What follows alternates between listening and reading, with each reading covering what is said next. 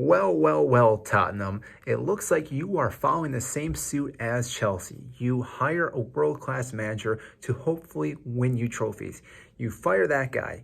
You have another manager step in, Stellini, who you then let go to then bring an interim manager who's an ex-player for your club, Ryan Mason, which again is quite remarkable. Now, the news is that Tottenham have sacked their next manager, which Stellini, I don't think was going to be there for very long. He was technically the interim manager, but after their defeat 6-1 to Newcastle, obviously Danny Levy needed to change something up, and that is why they let him go.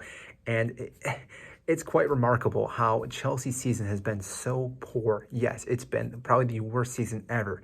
Yet somehow Tottenham doing all this puts just this little twinkle into this season because, like I said, Tottenham did not have to deal with the things that Chelsea had to deal with. They didn't have a new manager come in or a new owner come in to try to figure out exactly how to run their system in the Premier League.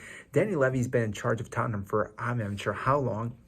They brought in a world-class manager who's won the league before with Chelsea, and therefore, again, they have all these star players that have been playing together for quite some time, whereas Chelsea brought in a lot of new players. They obviously fired Thomas Tuchel fairly early, brought in Graham Potter, and all this has just been in turmoil, but still, somehow, Tottenham are going to have a worse season than Chelsea, yet they will finish above them, give them that, but still, the chances of them finishing in the top four are pretty much gone now, I think.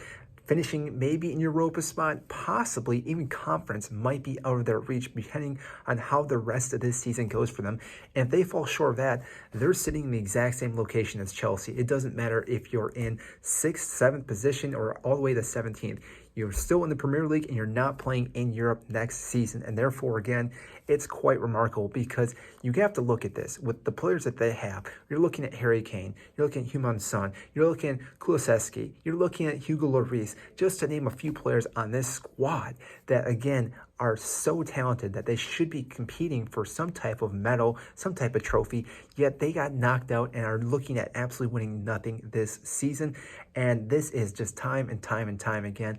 And it's quite remarkable how Harry Kane is probably going to stay at this club and survive another manager, which at this point, it's quite remarkable if he sticks with Tottenham because he's already done so much for this club. You would have to understand if he is asking for a transfer during this summer because, again, if you are getting a new manager coming in after all that's been going on, you can't argue with a player like him to try to stay and compete for things because, as you know, this club just keeps having more and more issues. Now, maybe he'll go to Chelsea because if Pochettino is going to Chelsea, he may be linked there, but it may be time for Harry Kane to possibly leave the Premier League and go somewhere else to maybe win a trophy. Now, obviously, he's his own player and can make his own decisions. If he's looking for the Premier League record for goals scored, then obviously he's going to have to stay at Tottenham because I don't see Danny Levy selling him to any club, maybe Manchester City if they get the right price, but he's not going to go to Chelsea, really, let's be honest, because it's two London clubs. I cannot see that happening, and therefore he's not going to go to Manchester United because they don't really need him. Maybe Newcastle, but they're not going to break their bank to bring in Harry Kane. They already have a lot of their other players, and it's quite remarkable how this season has gone for Tottenham. And again, it's one of those silver linings that you see in your season as a Chelsea fan. This is a big win. I'll take it. The fact that, again, Tottenham have just followed same exact pattern as Chelsea this season and most likely will not finish in a spot for Europe next season.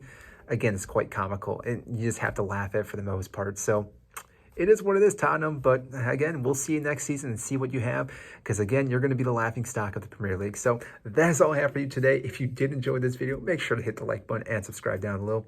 I greatly appreciate it, and I will see you in our next video.